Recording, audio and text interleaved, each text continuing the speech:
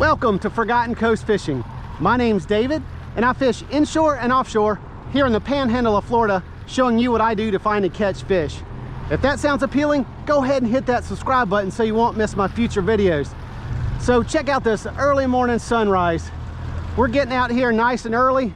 We've got some good cloud cover. So what I think I'm gonna do is I'm gonna get out here and I'm gonna throw some topwater out here and see if we can catch a big old trout or a redfish.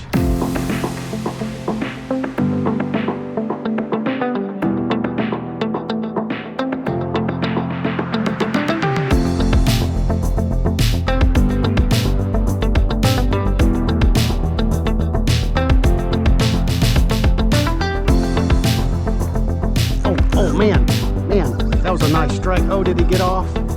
No, he's still here. Man, oh, he did get off. Man, that was a trout or a redfish. You saw him come up and just snatch it. But unfortunately, he didn't get hooked that well. Well, I switched away from that topwater because, as you can probably see, we've got a lot of grass out here, and that topwater was just snagging all that floating grass, and it really wasn't working. So I switched over to this live shrimp popping cork setup, and we got a nice bite right there. I got a pinfish a few minutes ago, and I set it out on that big rod over there, just kind of free lining it out there. Who knows, that may pick up something, but we'll kind of keep our eye on it. I can see the pinfish kind of still working out there, but let's get this shrimp out there and see if we can grab that fish that got away. Oh, we got him. We got him. All right. All right, here's a decent one. I was thinking it was a kind of pinfish after it, but I let it kind of sit out there, and we get a little trout finally. All right, now he's not a keeper, but we may be kind of onto something here. He's only about 8 inches or something like that, and they've got to be 15. So let's get this guy back. There you go.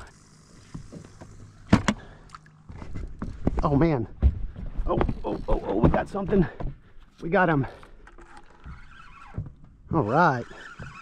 Yeah, we definitely got something here. This is on that free line. This was just the head of that pinfish. I don't know what it is. Imagine it's a shark. It's not a real big one, but nonetheless, we got something on it.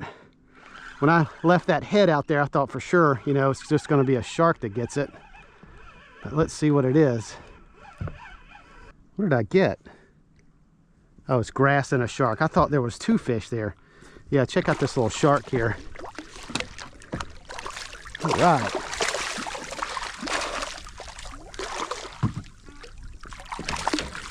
All right, well, let's get this guy off here.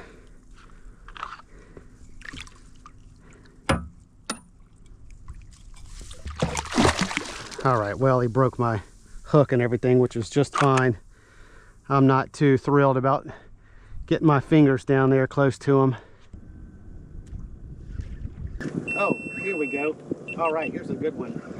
All right, I know my head camera just came off, so I'm gonna try to get over here where you can see this.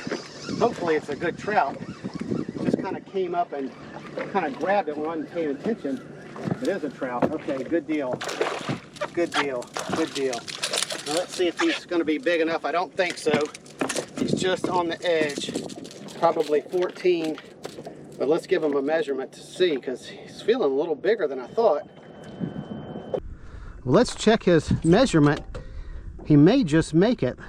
Let's pinch that tail, get it right on 0. Well, look, he's almost 16. Solid 15 and a half, really almost 16. Well, all right, this guy was bigger than I thought. Let's get him in the box. This makes one of our 3. We can keep 3 of these guys in my part of Florida. So let's see if we can get those other 2. Oh, here we go. I think this is just a pinfish. Lizardfish. Oh, needlefish. Check these guys out. It's got these long mouth, but look at all those teeth. It's amazing this guy can get this little hook in his mouth. But these are needlefish. You'll see them a lot off the beach when you're out there swimming in the surf. and in this bay a lot too. All right, so it's getting kind of shallow. Our tide is dropping. We had a early morning high tide at about 7 o'clock this morning. So it's really starting to drop quite fast. So this area is going to get real shallow here pretty quick. So I'm going to move to another spot, see if we can find that deeper water.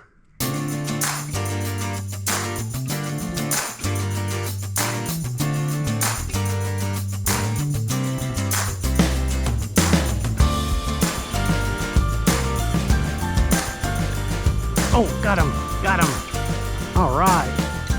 So I went back to this top water. As you can see, we've got some thunderstorms coming, and with that, some cloud cover. So I said, well, let's go ahead and try this top water again, see if we can pull up something, you know, with all this cloud cover. And sure enough, we did. Nice little trout. Think he may be a little too small, but that last one I thought the same thing, and he wasn't. So we'll get him on board and see here. All right. All right. Yeah, he may just make it, just like the other one. Let's give him a shot and see. Yep, he makes it. He makes it. You put that mouth right on the 0, pinch the tail, and he's just a touch over 15. So on the top water in the middle of the day like this, but we had gotten a little cloud cover. So sometimes that helps that top water because those fish are down low. And if you've got this bright sun, which we kind of do at this moment, you know, it's going to be kind of hard to see, and it's like anybody, we don't want to look up at the sun. I guess that's the rationale, but nonetheless, we got this guy, and let's get him in the box. All right, here's what I caught that trout on. This is kind of a newer lure to me. I haven't used it that often, but it's a Mirrolure Top Dog Junior, but it's got a chugger type mouth, and that's going to go along the water and kind of make some splashes and that kind of thing. I mean, it still kind of works back and forth like a top dog, but it's got that added action to it. So I like this one a lot. I'll look for the exact model number and color and all that kind of stuff and leave a link down so you can check it out if you want to. Look at him after it. Look at those trout after it. Man, look at him right there. He has no idea the boat's here. Man, I've never seen a trout kind of come up and do that and not get spooked. Look at him right there. Well, let's get it back out there. Why don't you go back that way, trout, where I can cast it to you.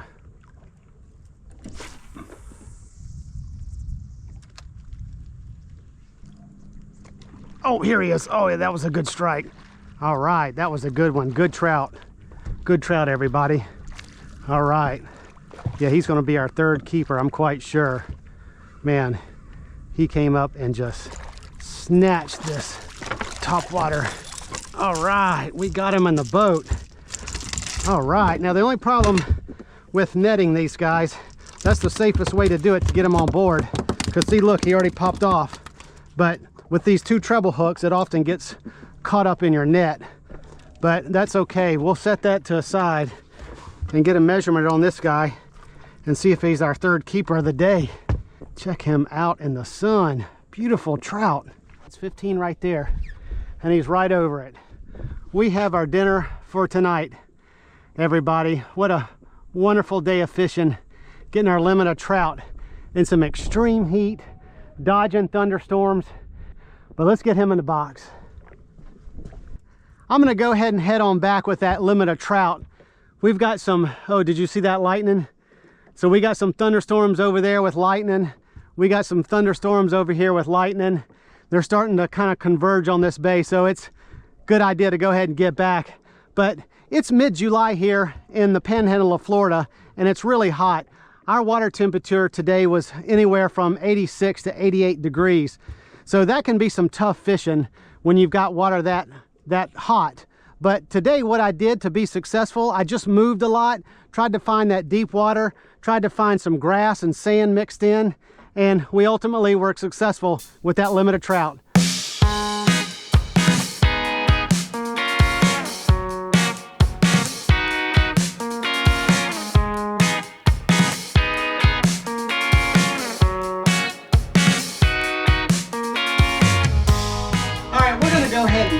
delicious trout.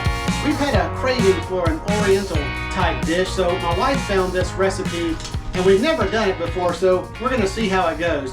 But it's a very simple process. All we're going to do is we're going to make a marinade by blending it in the blender. Then we're going to marinate the fish in that for about an hour and then just bake it in the oven and serve it over rice.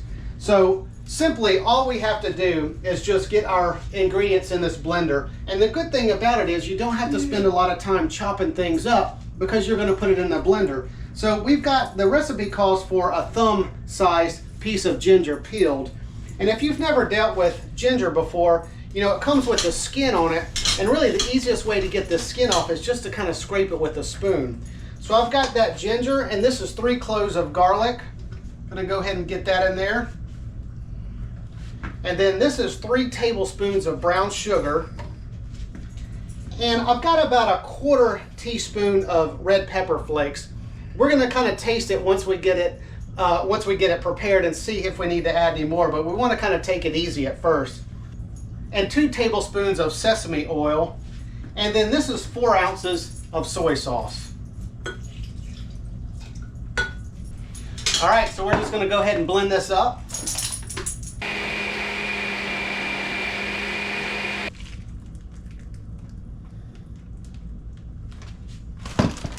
All right, we're just going to seal this up and put it in the refrigerator for about an hour. All right, so that fish marinated in the refrigerator about an hour and a half. And while that was happening, I made some rice as well as toasted some sesame seeds. And as you can see, I've got the fish in this baking dish and I covered it with the marinade. And we're going to get it in the oven that's preheated to 210 degrees.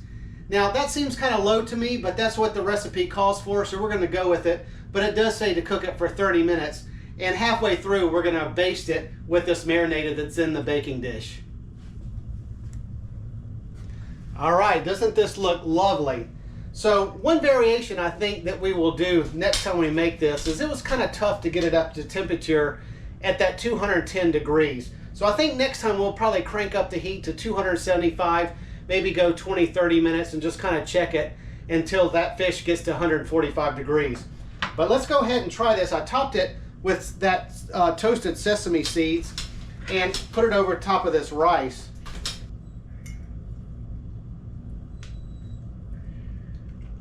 That's really excellent. You know, you've got that soy sauce, you can taste that sugar a little bit, and the sesame oil. That really is the kicker for a dish like this. But the other thing about this dish is this is it. This is the only 2 cooking vessels that we had. So it's an easy cleanup. You saw that it was a simple marinade to make in the blender. Throw it in the oven, and then you're ready to eat. So if you enjoyed this video, give me a thumbs up and consider subscribing so you won't miss my future videos. So until next time, hope to see you on another episode of Forgotten Coast Fishing.